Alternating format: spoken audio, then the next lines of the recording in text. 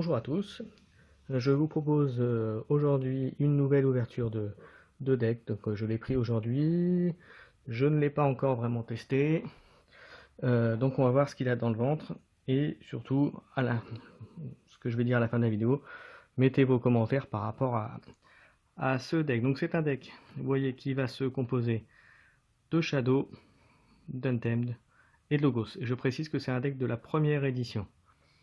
Que j'ai pris tout à l'heure, il en restait, donc je me suis fait plaisir, comme on dit. Voilà, donc Rivero, la flamboyante. Voyons voir ce qu'on m'en dit. Alors, première créature, sorcier chasseur, très bien pour générer de l'ambre. On continue avec des murmocs 2. Ça permet d'empêcher l'autre de forger trop facilement des clés, donc on combo avec ça, c'est très bien. Inca l'araignée, jouer moisson, sonner une créature, donc là, ça permet de faire un contrôle de board ou en tout cas de gagner du temps. Un Alacor, ça peut toujours être bien pour avoir, puisque ça donne des escargourches sur les côtés. Donc là, pour cette quête-là, j'en parlerai lorsque je ferai des items sur des cartes Untamed. Mais c'est à avoir à bien réfléchir lorsque vous posez les créatures justement sur ça. Il y a beaucoup de joueurs qui ne font pas attention. Spécial dédicace à mon ami Mizar qui lors d'une partie n'a pas du tout fait attention à ça. Et je lui ai dû le répéter, je crois, 2 ou 3 fois, mon cher. Voilà, donc surtout faites attention lorsque vous utilisez donc avec les créatures que vous jouez dans le même tour. Ensuite, une fée rosée, donc c'est très bien, une bonne créature. Un Shota Azri, c'est toujours bon, un Kitschit comme on dit. Ensuite, dans les actions manœuvre nocturne, c'est toujours utile de faire ça, on gagne une ombre en plus. Perdu dans les bois, et vous voyez, ça peut bien comboter avec des choses comme ça. Voilà. Enfin, plutôt le Inca, vous voyez. L'Inca qui aura un effet de remise en jeu intéressant. Ou le Shota Azri si vous voyez que vous gagnez vraiment beaucoup d'âme. Une clé en surtension. Ça fait 2 avec le Shota, donc c'est très bien. Vous voyez déjà que ça a une bonne capacité de génération d'hommes déjà avec ça. Une liane piège, donc ça gère les artefacts, c'est très très bien. Je vais revenir par là parce qu'on voit plus les cartes. Voilà. On continue pour finir. Et en dernier, la pleine lune. Alors là, vous voyez, c'est le café. C'est le café avec tout ce qu'il y a déjà.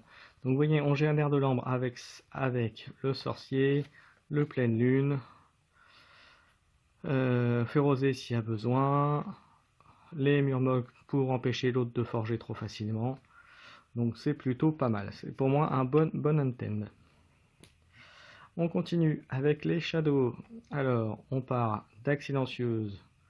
On moissonne et on fait des dommages à une créature. Toujours utile, en plus on gagne une ombre. C'est pratique. Ensuite, l'Umbra. Combat voler un escarmouche.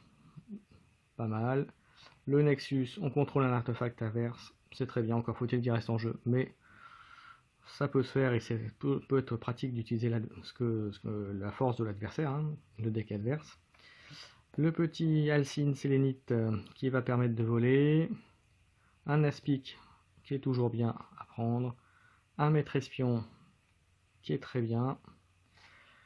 Un Passe-Partout, c'est pas mal, ça fait gagner du temps. Une Aiguille Chercheuse, ça peut être pas mal.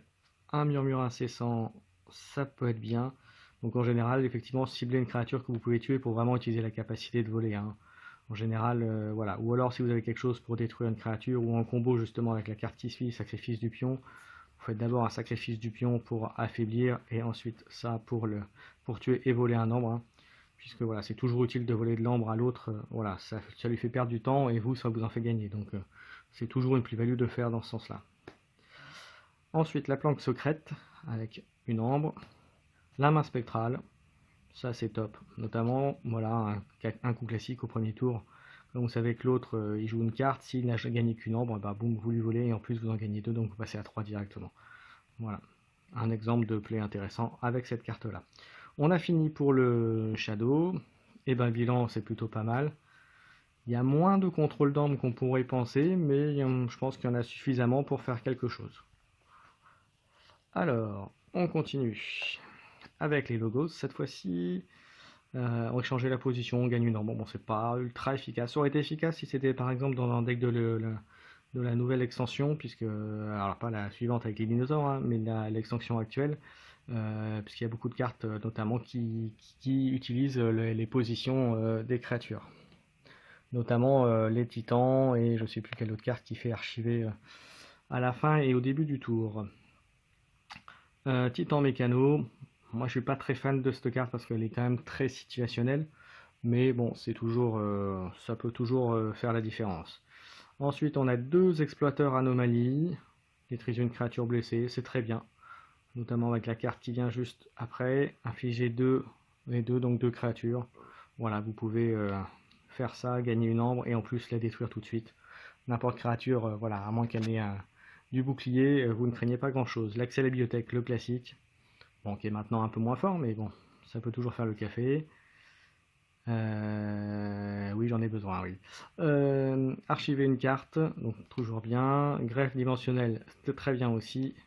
Sublimation, c'est très bien. Il ne peut pas combattre avec les créatures. Avec une ombre en plus, c'est toujours bon.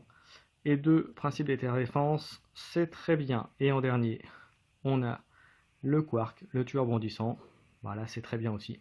Ça gère la table, ça continue, ça fait gagner du temps pour éventuellement jouer les Undead ou du Shadow. Voilà, donc globalement, moi je trouve que le deck est plutôt très bien.